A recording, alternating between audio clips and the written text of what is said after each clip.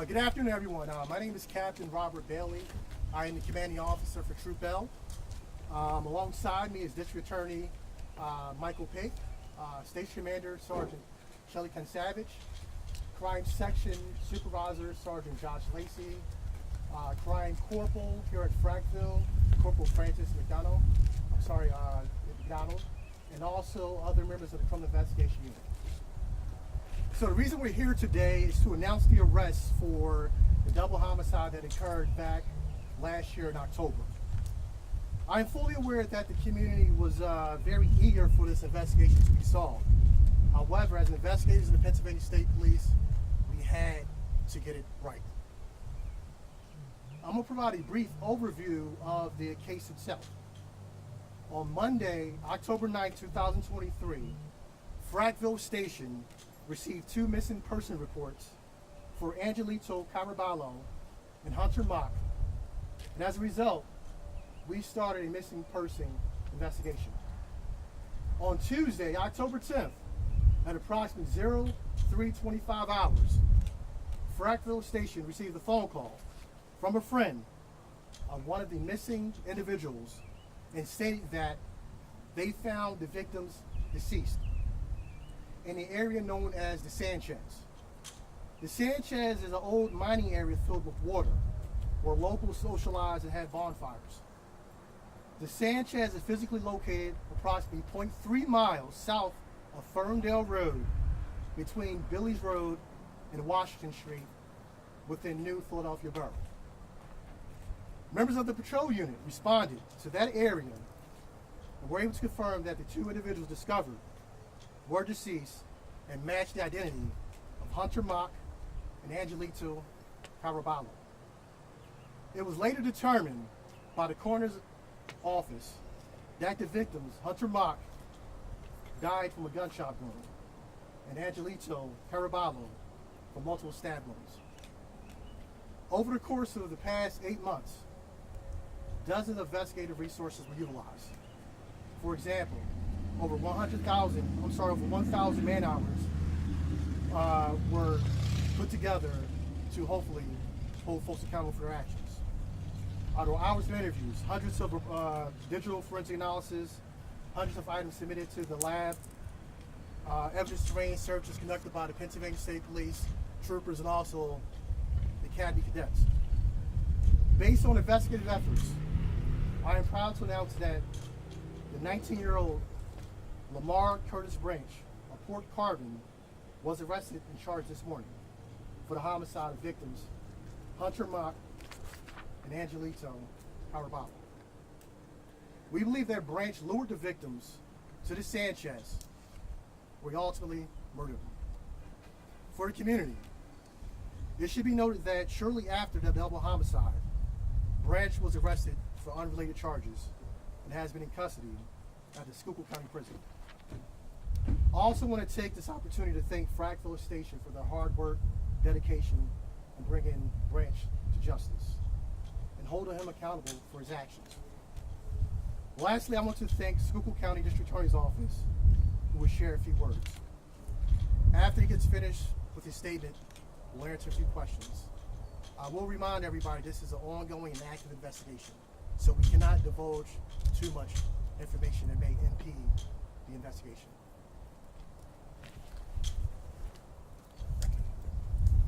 Thank you, Captain Bailey. Good afternoon, everyone. Thank you for being here. Unfortunately, the circumstances that bring us here are not very pleasant.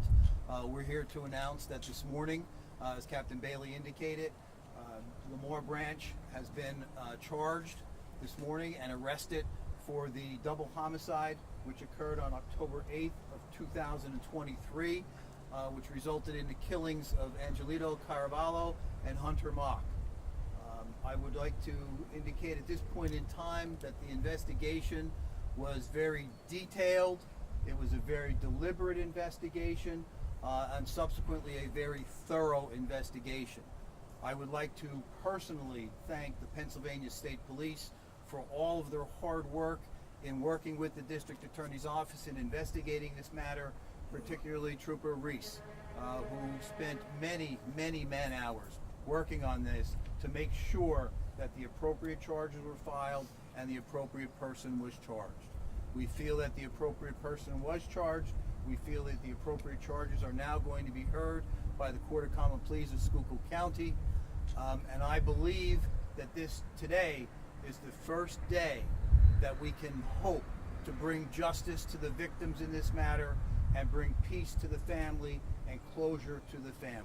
So I thank you for being here this afternoon. We will take very few questions. It is an ongoing investigation, so the answers may not be what you want to hear, but in order to protect the sanctity of this investigation, we will answer only what we can. Thank you. Can you give a motive? And if you can't yet, can you say what the relationship was between Mr. Branch and between Mr. Mock? We know that they were friends.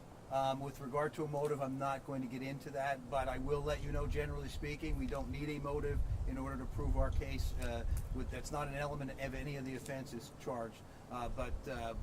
Even if we knew even if we have a motive at this time, I'm not going to disclose that. Mr. O'Pig, what was the affidavit was very, very detailed. Yes, sir. What would you say was the key evidence sealing the deal, charging to let the charge to you? The key, what evidence do you think was vital here? Well, and why did someone ask you why did it take 8 months? First of all, I think every piece of evidence that has been collected is vital.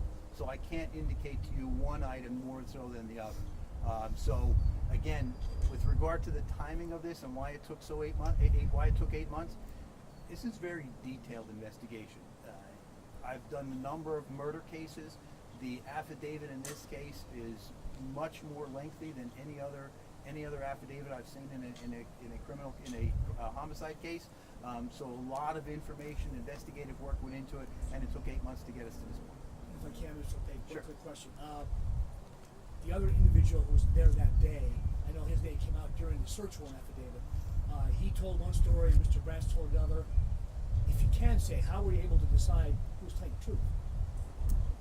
That's something that will come out during the trial. Anyone else expected to be charged in relation? At this point in time, we do not expect anyone else to be charged.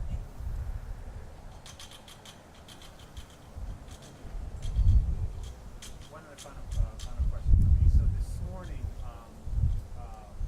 Mr. Branch was being led out of a hearing for an unrelated burglary. Correct. State police showed up, gave him the charges because he was going to be released on bail. Is that accurate? Is that why you guys charged him and met him at the courthouse today? That's not completely accurate. He was in court this morning for a non-jury trial on an attempted burglary, attempted criminal trespass, and criminal mischief case. We expected a verdict in that case. We didn't know what that verdict would be. It turns out that he was found not guilty of the attempted homicide, the attempted criminal trespass, but was found guilty of the criminal mischief. The criminal mischief was a summary offense. It would not have required him to spend any more time in jail. He probably would have been released at some point in time today. And were you concerned that he'd be a flight risk, knowing maybe his involvement with this? Absolutely. What's the message that this sends to the community and to the victims' families that you persisted through 8 months to come to this day? If I had to say one word, I would say patience. I think that the Pennsylvania State Police were very forthcoming with the families about the investigation. I think the families were as patient as they could be or were expected to be until we got to this point. So I thank the families for their patience and I thank the state police for their diligence in getting to this point.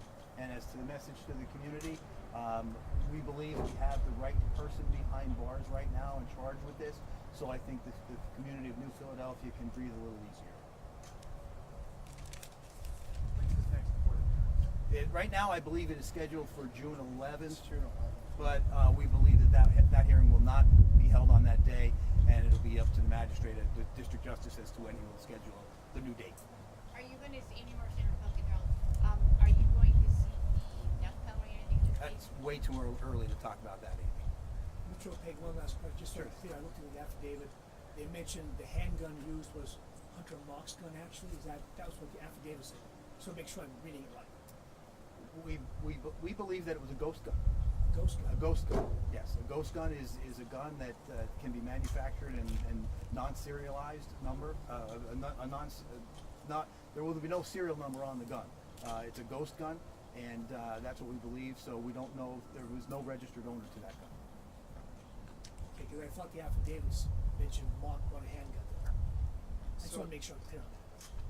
So we think that Mark may have been in possession of that handgun at one point in time, but being that it's not registered to anybody specifically and it's a ghost gun, we can't 100% say ownership or determine ownership. Okay, thank you. And again, just so I'm clear with the affidavit. You said that was your last question. So.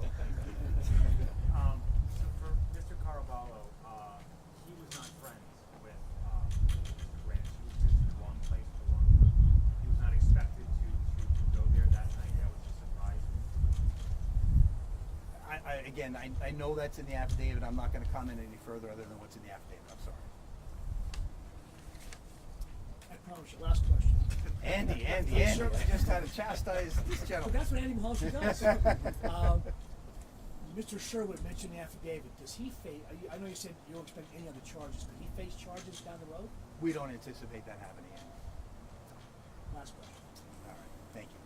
And I'm just kidding. You know that. Thank you. Anything else? Just a quick, in the affidavit, it mentions that a friend, I believe the paper said a friend ended up finding these individuals. Does that friend face any investigation, or was the information that the friend was able to provide, that was just a friend looking for their friend? That's what we believe. Yes, we don't anticipate anything coming out of that.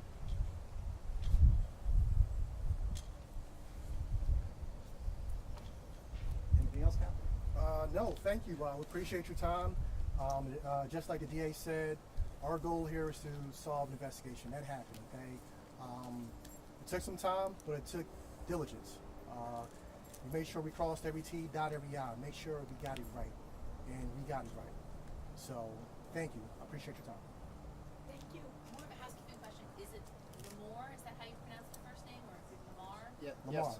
Well, it's It's Lamour. Yes, so Lamore is how we would pronounce it. Lamore is how you Yes. pronounce it? Thank you. Thank you. Thank you for your time. All right, your name. Yeah, Thank can you, we get everybody. We get name? we get your name. Captain Bailey, B-A-I-L-E-Y. And what's your first name? Robert. Cap? Robert. Okay. And did you say